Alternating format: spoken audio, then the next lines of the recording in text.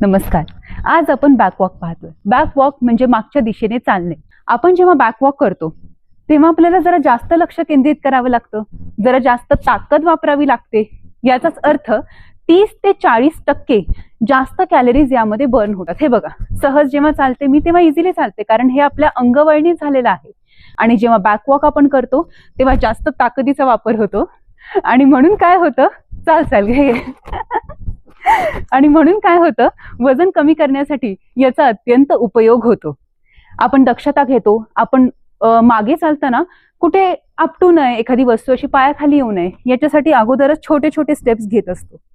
हे छोटे स्टेप्स घेतल्यामुळे कॅलरीज तर चांगल्या प्रमाणात बर्न होतात, वजन तर मेंटेन होण्यासाठी उपयोग होतोच, पण तसंच ग्लुटियस मॅक्झिमस, ग्लुटियस मीडियस हे मसल्स म्हणजे आपले नितंबांचे मसल्स यांना एक चांगली ताकद मिळते.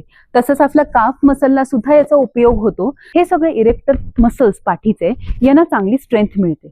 सोआज मसल आपल्या या लोअर ॲब्डॉमिनच्या भागामध्ये आहे. हे सोआज मसल्स आपल्या अप्पर बॉडीला आणि लोअर बॉडीला कनेक्ट करून ठेवत असतात.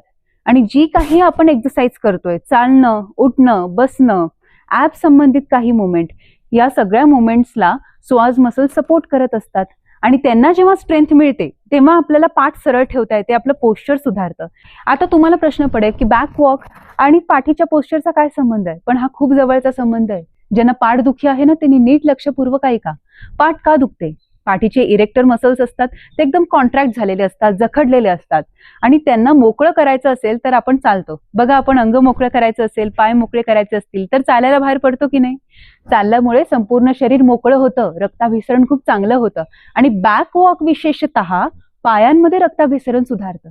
म्हणून ankle pain, knee pain, hip joint pain, lower back pain, ज्यांना नी इंजुरी झालेली असते किंवा ज्यांचे ऑपरेशन झालेले असतात, त्यांना ही एक थेरपी म्हणून दिली जाते. तर आतापर्यंत जर आपल्याला काहीही असे त्रास नाहीयेत, काही वेदना नाहीयेत, तर त्या व्यायामामध्ये हे असे सुंदर सुंदर प्रकार आपण इन्क्लूड केले पाहिजेत. हे असे प्रकार बऱ्याचदा आपल्याला माहीतही असतात पण सवयीचा भाग होत नाहीत. आणि एकदा सवयीचा भाग झाला की बॅकवॉक करता करता आपल्याला बॅक रनिंग सुद्धा करावीशी वाटते. प्रसाद दादा करतोय तशी. ज्यांना फुटपेन आहे त्यांच्यासाठी सुद्धा हे खूप लाभदायक आहे. कारण बघा, आपला पूर्ण फूटचा भाग, तळव्याचा भाग आहे, त्याला इथे चांगला व्यायाम घडतो. इथे टोज डिक केले जातात आणि त्याला आपण अजून इंटेन्सली डिक करू शकतो. मला सांगायचंय असं की जे आपण नॉर्मली टोज असे मागे ठेवतो, पुढे चालताना आपण हिल ठेवतो, याच्या विरुद्ध मसल्सचा आपण आता वापर करतोय. हे बघा, इथे हिल, पुढे चालताना हिल, मागे चालताना टो. फ्रंट लेग जास्त ऍक्टिव्हेट आपल्याला यामध्ये करता येईल. आता तो टो आपण सहज ठेवला, इथे ठेवलाय, हा असा ठेवलाय. पण आता हेच तुम्ही जर यामध्ये डिग केलं, डिग म्हणजे दाबलं, प्रेस केलं फ्लोअरला किंवा ग्राउंडला, जिथे कुठे तुम्ही चालताय असं. हे बघा, डिग करते मी आता. चालणं तसंच दिसेल तुम्हाला, पण मी टोस जास्त खाली दाबते.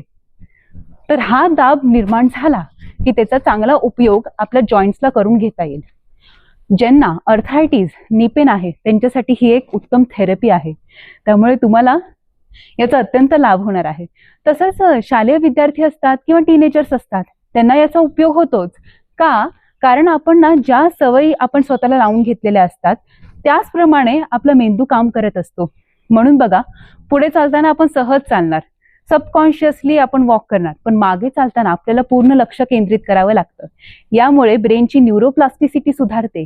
ब्रेनमध्ये असे न्यूरॉन्स काम करायला लागतात की जे क्रिएटिव्हिटी, कॉम्प्लेक्शन या सगळ्या प्रकारांना खूप चांगल्या पद्धतीने हँडल करेल. आणि म्हणून हे विद्यार्थ्यांना अत्यंत उपयुक्त ठरतं. विद्यार्थी, स्पोर्ट्स पर्सन, आर्टिस्ट, प्रत्येक क्षेत्रातल्या मंडळींना याचा नक्कीच उपयोग होणार आहे. तर अशा पद्धतीची बॅक वॉकिंग तुम्ही सर्वांनी करा. बॅक वॉक केल्यामुळे जी हिपची मुवमेंट होते ती अत्यंत गरजेची असते. कारण 30-35 वयानंतर महिलांना हिपचे खूप प्रॉब्लेम होतात. बसता उठताना त्रास होतात, चालताना त्रास होतात आणि जिने चढता येत नाही, उतरता येत नाही. अशा वेळेस बॅक वॉक करून करून आपल्या या जॉईंट्सना मोकळं करणं गरजेचं असतं. वेरिकोज वेन्स असणाऱ्यांना सुद्धा याचा नक्कीच उपयोग होतो. त्यामुळे शरीरातल्या अनेक व्याधी नाहीशा करणारा हा एक सुंदर व्यायाम प्रकार आहे, ज्या व्यायाम प्रकाराचा तुम्ही सर्वांनी लाभ घ्यावा. धन्यवाद.